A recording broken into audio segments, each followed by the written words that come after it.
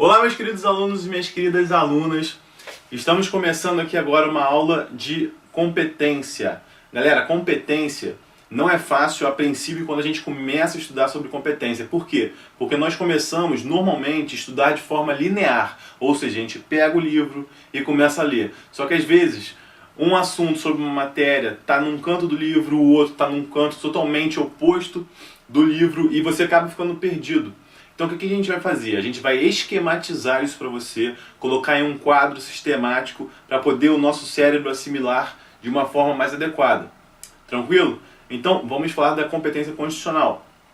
Para falar da competência constitucional, temos que lembrar do nosso famoso amigo Montesquieu, o Charles Montesquieu, que era o nome verdadeiro dele, o famoso Barão de Montesquieu. Eu sei disso porque esses dias eu estava dormindo, aí sabe quando você fica sem sono, que você acorda de madrugada, às 2 horas da manhã, você fala assim, pô, deu aquela vontade de ler Montesquieu, então eu fui ler a biografia dele. Brincadeira, obviamente. Mas é isso. Então, Montesquieu, que ele criou? Ele criou a famosa teoria da tripartição dos poderes, que é composta por poder legislativo, judiciário e executivo. Então, para começar o nosso quadrinho, que vai nos ajudar muito, muito mesmo, vamos colocar eles aqui. Poder. Divide bem pra caramba, né? Poder legislativo. Poder judiciário. E o poder executivo. Além dessa tripartição de poderes, temos que lembrar dos nossos entes federativos no nosso estado. São quem? União, estados e municípios. Então temos a União, temos os estados, o Distrito Federal e os municípios.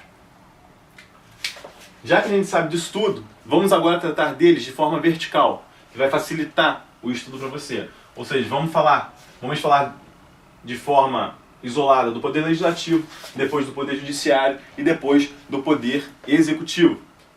No poder legislativo, quanto à União, onde é que está a competência da União para legislar? Meus queridos alunos, está no artigo 22 da nossa Constituição Federal. Artigo 22 da nossa Constituição Federal. Mas, Gabriel, cara, eu estou cansado de estudar administrativo, ainda tem que saber coisas de constitucional? Não. Então, para facilitar o seu estudo, para que você se torne mais íntimo dessa matéria, no artigo 22 tem alguns assuntos que tratam de direito administrativo. Então a União, por exemplo, no seu inciso 2, ela vai legislar de forma geral sobre desapropriação, por exemplo. Desapropriação, sei que você conhece, você que estuda administrativo. No artigo 27, no inciso 27, fala sobre legislar sobre normas gerais de licitação. E tem uma muito famosa, que é a Lei 8666 de 1993. Quanto aos estados e Distrito Federal, eu vou pular. Vamos falar primeiro dos municípios. O município tem 3 pontos essenciais que você tem que guardar. Então, 3 pontos essenciais que você tem que guardar. Primeiro é o seu artigo 30 da Constituição. Artigo 30 da Constituição Federal. Especialmente os incisos 1 e 2. E o que trata o inciso 1 e 2 do artigo 30 da Constituição Federal? O inciso 1 e 2 trata da competência do município de legislar. O inciso 1 fala sobre legislar sobre interesses locais, ou seja, aqueles interesses que são específicos do município. E o inciso 2 fala da suplementação das normas federais e normas estaduais. Então, o inciso 1 fala sobre interesses locais, e aqui o inciso 2 fala sobre suplementar as normas federais e estaduais. O que temos que saber? Estamos no artigo 30? Então vamos um pouquinho abaixo. Artigo 29. O artigo 29 trata da famosíssima Lei Orgânica. Sabemos que existe a Constituição Federal, Constituição Estadual, e nos municípios não tem Constituição, chamamos de Lei Orgânica. Essa Lei Orgânica, meus amigos, hoje, estamos aqui, eu acho que hoje é dia 29 de outubro, se eu não me engano, e 29 de setembro, e há um mês atrás, mais ou menos, praticamente um mês, teve a prova de auxiliar da Procuradoria do Município do Estado do Rio de Janeiro. Nessa prova, eu fiz essa prova e caiu uma questão sobre lei orgânica. Letra de lei. Se você pegar o artigo 29 e ler o artigo 29, você vai ver que é a letra de lei. O que eles queriam saber? Eles queriam saber o interstício mínimo. Qual é o interstício mínimo em dias para a aprovação dessa lei orgânica? E qual era a resposta? 10 dias. 10 dias é o interstício mínimo para a aprovação da lei orgânica. Superando o artigo 29, vamos para o outro artigo, que é o artigo 182. Artigo 182, parágrafo 1º, também da Constituição Federal. Todos os artigos que eu mencionar nessa aula sobre competência será a Constituição Federal, ok? Perfeito. E o que trata o artigo 182, parágrafo 1º da Constituição? Trata do nosso famoso plano diretor. O plano diretor, ele é importante porque lá no parágrafo 1º do artigo 182, você vai perceber que o plano diretor é interessante pela a expansão e o desenvolvimento urbano. E de fato ele é importante. Quem estuda intervenção na propriedade pelo Estado, ou melhor, intervenção do Estado na propriedade, quando a gente fala do plano diretor, a gente usa ele para exemplificar as formas de limitação administrativa, como por exemplo o gabarito. O gabarito, quando ele diz que um prédio tem que ser até um máximo de altura, ele está impondo uma limitação administrativa, está restringindo um direito. Então, plano diretor, artigo 182, parágrafo 1º. Gabriel, por que você deixou o Estado e o Distrito Federal em branco? Porque o Estado, ele possui uma competência chamada de competência residual ou remanescente. Competência residual ou remanescente. Tá bom? E nessa competência residual ou remanescente, que está contida no artigo 25, parágrafo 1º, diz que o Estado, a competência dele é definida do que sobrar da competência da União e do município. Se está expressamente na Constituição definindo a competência da União e do município, o que sobrar será do Estado. Então, o legislador estadual terá que ver esse fato jurídico. Eu olho para esse fato jurídico, eu quero legislar sobre ele.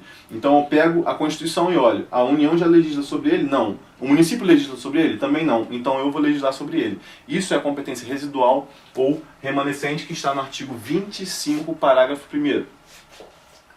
Passando para o Distrito Federal. Por que eu quis deixar ele em branco? Porque o Distrito Federal ele tem uma competência também diferente, que é a competência mista ou híbrida. Então ele tem a competência mista ou híbrida. E por que mista ou híbrida? Porque ele tem a competência tanto estadual quanto municipal. E onde está isso? Está no artigo 32. Artigo 32, parágrafo 1º. Perfeito? Superado o poder legislativo, vamos para o poder judiciário. Para quem não lembra, a função típica do poder legislativo é de legislar ou de fiscalizar, poder judiciário de julgar e o executivo de administrar. Vamos ao poder judiciário, começando pela União. E onde está? Onde está a competência da União para julgar? Temos o artigo 108 e o artigo 109. Artigo 108 e 109, que fala da competência do TRF e dos juízes federais, respectivamente. Tranquilo? Galera, a competência estadual tem o mesmo pensamento, o mesmo raciocínio para a questão do Poder Judiciário, para o âmbito do Poder Judiciário. Então aqui é exatamente a mesma coisa. Competência residual ou remanescente, artigo 25, parágrafo 1º. E quanto ao Distrito Federal? Vou pulá-lo novamente e vou direto para o município. O município, meus amigos, quanto ao Poder Judiciário, a maioria da doutrina hoje em dia entende que não existe Poder Judiciário no município. poder judiciário ou é nos estados ou então em âmbito federal. Então aqui nos municípios poderemos riscar, pois não há competência de julgar nos municípios. Então, por que eu deixei em branco o Distrito Federal? Porque se aqui no nosso primeiro quadrinho vertical eu disse que é uma competência mista ou híbrida, e aqui não tem o município, o que iremos concluir? Concluiremos que aqui a competência dos estados é igual à do Distrito Federal. Então, o Distrito Federal ele tem a competência quanto ao Poder Judiciário igual à dos estados. Por quê? Porque não há, no âmbito do município, Poder Judiciário. Vencemos isso aqui, estamos quase terminando esse quadrinho, que vai deixar isso bem claro para vocês. Poder Executivo. Onde está no âmbito da União, o Poder Executivo, ou seja, o poder de administrar? Está no artigo 21. Artigo 21 da nossa Constituição Federal. E sabe o que é interessante você olhar esse artigo 21? Olha lá, pega o seu artigo 21 e olha lá. Todos os incisos começam com um verbo no infinitivo. Gabriel, por que todos os incisos começam com um verbo no infinitivo? Porque esse verbo no infinitivo define a finalidade específica daquele ato administrativo. Não entendeu nada, né? Pois é, mas eu vou explicar melhor para vocês. Quando a gente estuda o ato administrativo, e vamos olhar lá os seus elementos, competência, forma, finalidade, objeto, motivo, a gente estuda a finalidade do ato administrativo. E hoje entendemos, a maioria da doutrina entende, que a finalidade ela é dividida em finalidade genérica e finalidade específica. A finalidade genérica seria sempre o interesse público, e a finalidade específica seria o objetivo daquele ato. Então, o macete para a gente descobrir qual a finalidade específica daquele ato é você pegar o ato administrativo em análise e transformar o verbo dele no infinitivo. Por exemplo, um ato de demissão, finalidade específica, demitir. Então, no artigo 21, todos os verbos estão no infinitivo justamente por isso, porque é a finalidade específica daqueles atos administrativos que ali estão elencados. Beleza? Perfeito? Galera, e quanto aos estados? Preciso falar alguma coisa? Não. Idêntico. Competência residual ou remanescente, artigo 25, parágrafo 1º. Beleza? Quanto ao Distrito Federal? Aqui é mista ou híbrida, porque tem tanto o Estado quanto o município. Aqui é só o Estado, porque não tem poder judiciário no município. E aqui volta aquela regra do primeiro quadrinho vertical, que é mista ou híbrida, porque aqui também vai alcançar o município. Mista ou híbrida, artigo 32, parágrafo 1º. E quanto aos municípios, meus amigos? Quanto aos municípios? Você lembra que eu falei aqui no Poder Legislativo do artigo 30, inciso 1 e 2, o primeiro ponto analisado por nós quanto aos municípios? Então, se você olhar lá no artigo 30, a gente vai ver que a gente analisou o inciso 1 e 2. E os outros incisos? Pois é, do inciso 3 ao 9 são as competências administrativas do município. Então aqui, artigo 30, incisos 3 ao 9. Simples assim. E por coincidência, ou não, Poder Executivo, função de administrar. Lá no artigo 30 também, todos os incisos do 3 ao 9 são com verbos no infinitivo. Finalidade específica. Mesmo detalhe. Meus amigos, então, portanto, terminamos. Eu vou me afastar aqui para vocês darem uma olhada aí no quadro. Como é online, vocês podem pausar, anotar, fiquem tranquilos quanto a isso. Eu queria dar mais 3 observações. Primeira observação é quanto ao artigo 25, parágrafo 2º. Aqui é o artigo 25, parágrafo 1º. Se você olhar um pouquinho mais abaixo, vai ver que tem o 25, parágrafo 2º. O que é o 25, parágrafo 2º? O 25 trata da competência do Estado de explorar o serviço de gás canalizado. Então, isso é uma exceção de uma competência administrativa do Estado expressa. Porque até então eu tinha dito que era uma competência residual, certo? E a competência residual ela não é expressa. Mas esse artigo 25, parágrafo 2º, é uma exceção dessa competência residual, porque ele é expresso de que o Estado poderá explorar o serviço de gás canalizado administrativamente. Perfeito? Então, artigo 25, parágrafo 2º é a nossa exceção. E agora, a outra observação que eu queria que vocês anotassem era o seguinte. Dentro dessas competências, existem dois tipos de competências muito interessantes, que é a competência comum e a competência concorrente. A competência comum, que está nessa minha mão aqui, ela está no artigo 23.